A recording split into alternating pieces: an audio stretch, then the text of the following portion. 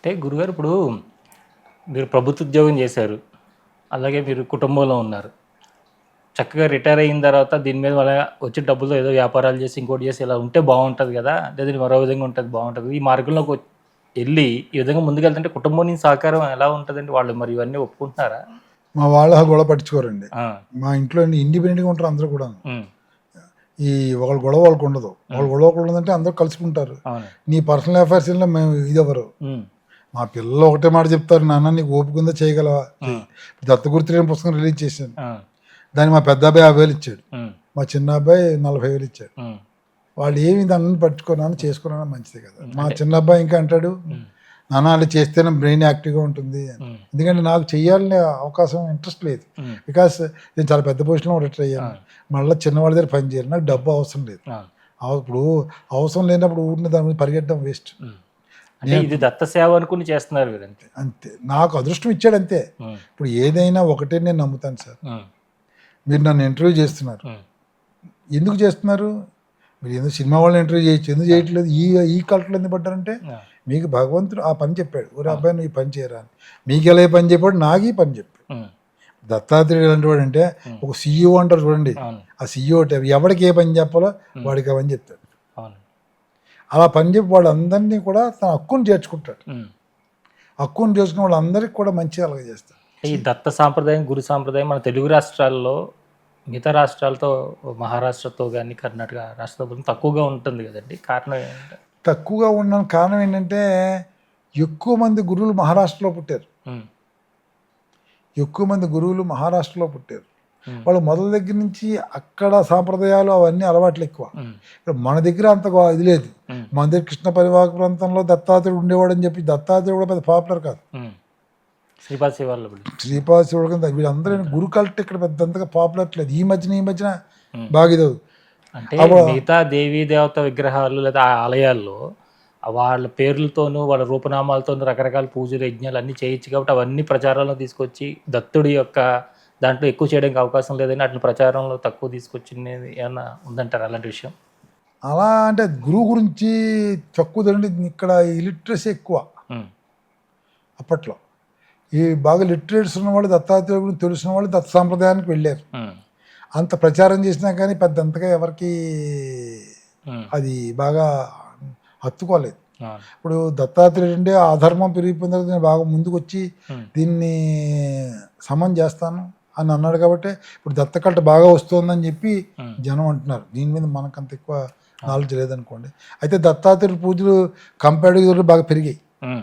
కాబట్టి 2 రిలేట్ చేసుకుంటే ఆయన చెప్పింది కరెక్టే అనిపిస్తుంది. హ్మ్. ఒకటండి గుర్తుపెట్టుకోండి, గురు సాంప్రదాయం అంతా ఒక డిఫరెంట్, హ్మ్. దైవ సాంప్రదాయం డిఫరెంట్. అవును. అలాగే దైవ సాంప్రదాయానికి గురు సాంప్రదాయం వ్యతిరేకమని కాదు. అదే 2 ఉండాలి. రెండు ఉంటాయి. హ్మ్. కానీ దీంట్లోంచి అది ఇప్పుడు ఎక్కడ పోయినా ఏం చేసినా ముందు గురువు పూజ చేయకుండా ఏం చేయాలి, ఏమున్నా లేకపోతే గురు బ్రహ్మ గురు విష్ణు అంటే కానీ మిగిలిన దానికి వెళ్ళదు. అవునండి. జాతక గురుబల సిద్ధి వ్రతం అని మీరు ఒక పుస్తకం రాశారు. ప్రపంచంగా మనకు ఉండేటువంటి కోరికలు తీర్చడానికి ఉపయోగపడేదంటే ఇది ఏంటది? ఈ జాతక గురుబల సిద్ధివ్రతం అనే పుస్తకాన్ని రాయడానికి ప్రత్యేక కారణం ఉంది. హ్మ్. నేను ఒకరోజు వినాయక చవితి నాడు ఇంట్లో పూజ చేసుకుంటున్నాను. హ్మ్. ఆ వినాయక చవితి నాడు శ్రీపాద శివల్లభ స్వామి జన్మదినం కూడా అదే రోజు. అవును. స్వామి చిన్న విగ్రహం ఉంది నా దగ్గర. నేను దానికి అభిషేకం చేసి అష్టోత్తరం చేసుకున్నాను. హ్మ్. అప్పుడు ఊరే అబ్బాయి ఎవరు అబ్బాయి అంట. హ్మ్. ఏంటి ఊరే అబ్బాయి అంటున్నారని చెప్పి నేను హ్మ్. ఆలోచించి అంటే విన్నాం మా కంఠం. హ్మ్. ఒకటి 2 సార్లు విన్నాను కదా. వారు ఎప్పుడు మీతో పాటు ఉండడం, వారి మాటలు మీకు అలవాటైపోయినాయి. అలవాటే. హ్మ్. ఇప్పుడు చెవులు వినపడుతుంటాయి మాటలు. హ్మ్.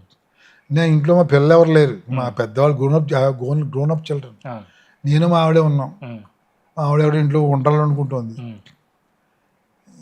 ఈయన ఏం చేసింది నాకు వెంటనే, హ్మ్. స్వామి ఏంటంటే, ఒరేయ్ నా పేరున ఒక వ్రతం చేయరా, హ్మ్. పుస్తకం రాయరా. హ్మ్. ఏం పుస్తకం రాయాల్సిన, వ్రతానికి ఒక పుస్తకం రాయి. హ్మ్.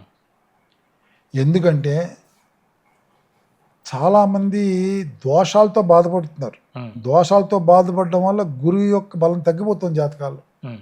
కాబట్టి ఆ దోషాలు పోగొట్టేటట్టుగా హ్మ్. ఒక వ్రతం పుస్తకం రాయి. హ్మ్. ఆ చేస్తే వాడికి తప్పనిసరిగా ఇబ్బందులు తొలగిపోతాయి. హ్మ్. ఇబ్బందులు తొలగిపోతేనే వాడు భగవత ఆరాధ్యంలోకి వెళ్ళగలడు. హ్మ్. వీళ్ళినంత వరకు హ్మ్. అంటే ఇప్పుడు ఎవడో చంపేసేసి ఈ వ్రతం చేస్తే పోతుందని దాని అర్థం డజంట్ మీన్ దట్. హ్మ్. అది అలా చేస్తే వాడి దోషాలు పోతే వాడు కొంత ఉన్న దాంట్లో కొంత మంచి జరుగుతుంది. అవును. వాడు పూర్వజన్మ సుకృతాన్ని బట్టి ఆ, జరిగితే కొంతవరకు కూడా ఇబ్బంది కలిగితే మానసికంగా ప్రశాంతతగా ఉంటుంది. ఆ. ప్రశాంతతగా ఉంటే భగవంతుని మీద ధ్యానం చేసుకుంటాం. అవును. కాబట్టి ఇది చేస్తే బాగుంటుంది, నువ్వు చెయ్యి, నీకు అంతా నేను తోపిస్తాను అని చెప్పి చకచక 2 మాటలు చెప్పేసి వెళ్ళిపోయారు. అంతే. ఉమ్, మనిషి కనపడలేదు కానీ మాటలు వినపడ్డాయి నాకు దాంట్లో. ఉమ్, సరే అనుకున్నాను, అంతే. అనుకుని ఏం చేయాలి, మాకు ఎంత ఐడియా ఉండదు కదా. ఉమ్, నాకు ఆలోచించాను.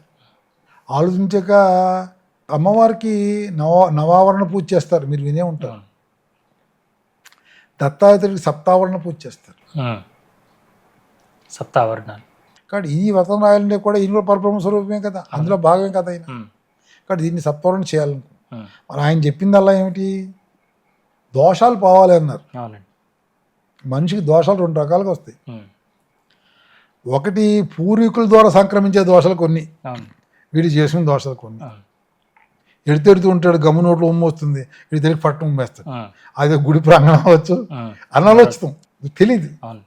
ఏదో ఎవడో చెప్తే గ్యాస్ రాబోదు, అది మంచిది అవ్వచ్చు, నిజం అవ్వచ్చు, అవును. భగవత్ కార్యక్రమం అవ్వచ్చు. అవును. ఇటువంటి తెలియని దోషాలు, అవును. ఇటువంటి తెలియని దోషాలన్నీ పాపాలకు పరిగణిస్తాయి. అవును. ఇవన్నీ అనఘావ్రతం వల్ల పోతాయి. ఉమ్, దత్తాత్రేయ వ్రతాలు 3, ఉమ్, ఒకటి సత్యదాత వ్రతం, ఉమ్, 2 అనఘావ్రతం. ఉమ్, ఈ 2 వ్రతాలే ఉన్నాయి. ఇది కొత్తగా పెట్టిన వ్రతం, ఉమ్, ఇది వారి యొక్క ఆదేశం మేరకు పెట్టిన వ్రతం. ఉమ్, అనఘావ్రతంలో ఏంటంటే చేసిన తప్పులు పోతాయి. ఆ.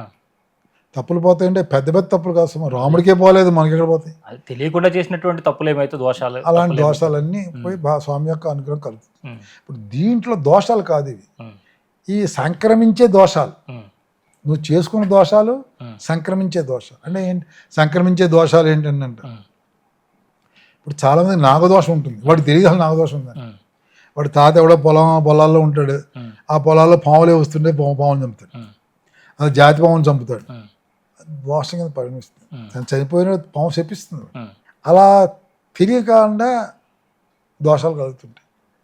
అలాగే ఏదో అనుకోకుండా పుణ్యక్షేత్రాలకు వెళ్ళి స్నానం చేసేటప్పుడు ఉమ్, ఏదో పొరపాటుని ఉమ్మేయడం ఉమ్, గంగా నదిలోనూ, అదే. ఇటువంటి దోషాలన్నీ సంక్రమిస్తుంటాయి మనిషి. అవును. ఇటువంటి దోషాలు ఎలా సంక్రమిస్తాయంటే పుణ్యక్షేత్రాల వల్ల, పుణ్యస్థలాల వల్ల, ఉమ్, ఈ నాగదోషాల వల్ల, ఉమ్, పితృదోషాల వల్ల, అలాగే నవగ్రహ దోషాల వల్ల ఇవన్నీ కలుగుతాయి. ఉమ్, ఈ దోషాలన్ని వాటి వల్ల గురుబలం తగ్గిపోతుంది. ఉమ్, ఇప్పుడు సులాభరణలో కృష్ణుడు పక్కన వచ్చినాడు, ఉమ్, ఓ పక్కన బంగారం వేసేది. ఉమ్, కృష్ణుడు మీద బరువు ఉండడు, అవును. ఏమన్నా 50 కేజీలు 100 కేజీలు ఉంటాడు, అందుకంటే ఎక్కువ. ఉమ్, కానీ ఎందుకు తోగలేదు, అహంకారం అనేది ఇక్కడ ఉండిపోయింది. కాబట్టి ఇటువంటి మనకి తెలియని దోషాలు ఉంటాయి. ఉమ్, ఈ తెలియని దోషాలు, సంక్రమించే దోషాలు అన్ని ఉండడం వల్ల అక్కడ ఎందుకు తోగలేదంటే ఈ దోషం వల్ల తోగలేదు. గురుబలం ఎందుకు తగ్గిపోతుంది, ఈ దోషాల వల్ల తగ్గిపోతుంది. ఉమ్, శ్రీపాదులు ముందు కూర్చోబెట్టి, ఉమ్, అయ్యా నేను దోషాలు చేశాను కాబట్టి అందరినీ పూజిస్తున్నాను, ఉమ్, ఏదో నన్ను అనుగ్రహించంటే ఉమ్, ఆయన వీటిలో అన్నింటినీ శాంతిపరిచి, ఒరే ఆ కుర్రాడు ఏదో నన్ను పిలిచి దండం పెట్టి నైవేద్యం పెట్టాడు కదరా, ఇంక వాడిని వదిలేయండి బాబు, మీరు పాపం వాడికి ఏదో న్యాయం చేద్దాం అన్నప్పుడు వాడి గురుబలం పెరుగుతుంది. ఉమ్, ఇప్పుడు అరస్కోప్ ఉంటుంది, ఉమ్, ఒక అరస్కోప్ చేసేవాడు జాతకుడి దగ్గరికి వెళ్తారు, ఉమ్, ఏమన్నా నాకు ఇది పని అవ్వట్లేదు అంటే, నీకు గురుబలం తక్కువ ఉందయ్యా అంటే, ఉమ్, ఆయన ఏం చెప్తాడు, నీకు ఏదో బృహస్పతికి ఏదో జపం చేయించు, సాయిబాబా గుడికి వెళ్ళు, ఏదో గురువు పూజ చేయించు. ఉమ్, ఇవన్నీ రెమెడియల్ మెజర్స్. అవును. తలపోటు వస్తే ఒక బిళ్ళ వేసుకుంటే తలపోటు తగ్గుతుంది, ఉమ్, అది కూడా అంతే అనమాట. కాబట్టి ఇటువంటి వాటిలన్నీ గురువు దగ్గర కూర్చోబెట్టి, ఉమ్, గురువు కనుక వీటన్నిటికి అనుగ్రహిస్తే గురుబలం పెరుగుతుంది, వీటిలో యొక్క శక్తి తగ్గుతుంది. ఉమ్, వీటిలో శక్తి తగ్గితే వాడికి అనుకున్న పనులు అవుతాయి. Hmm. అనుకున్న పనులు అయ్యి అంటే వాడికి ఏ పని అవ్వాలంటే వాడి పూర్వజన్మ సుకృతంతో ఆధారపడి ఉంటుంది. ఇప్పుడు నేను ప్రైమ్ మినిస్టర్ అవ్వాలంటే అవుతాను, అవ్వను కదా. నాకు అర్హత గలది ఎందుకు దక్కట్లేదు అన్నదే కరెక్ట్ మాట. ఇది నాకు అర్హత గలది ఎందుకు దక్కట్లేదు, ఆ దక్కలేకుండా ఓడబడుతున్నాడు వాడిని తీసేస్తాడు. అప్పుడు గురుబలం పెరుగుతుంది. ఈ గురుబలం పెరగడం రెమిడియల్ మేజర్. ఆ రెమిడియల్ మేజరే పుస్తకం శ్రీపాద శ్రీవల్లభ జాతక గురుబల సిద్ధి వ్రతం. ఈ వ్రతం చాలా చోట్ల చేస్తారు. వ్రతం ఏ సమయాల్లో చేసుకోవాలంటే దీన్ని ఏంటంటే అలా ఏమన్నా ఉందా? దీని సమయం అంటే సహజంగా శ్రీపాదుడు ఉద్దేశించింది కాబట్టి చిత్తా నక్షత్రం రోజు చేస్తే అలా మంచిది. గురువు బలం ఎక్కువ ఉంటుంది కాబట్టి గురువారం చేస్తే మంచిది. అంటే ఏ వ్రతం అయినా సహజంగా అంటే 100% కాదని చెప్పలేం, కానీ చంద్రుడు ఉచ్చ దిశలో ఉన్నప్పుడు చేసుకుంటే మంచిది. శుక్లపక్షంలో చేసుకునే పూజలకి వాటికి ఒక విధానం బాగుంటుంది.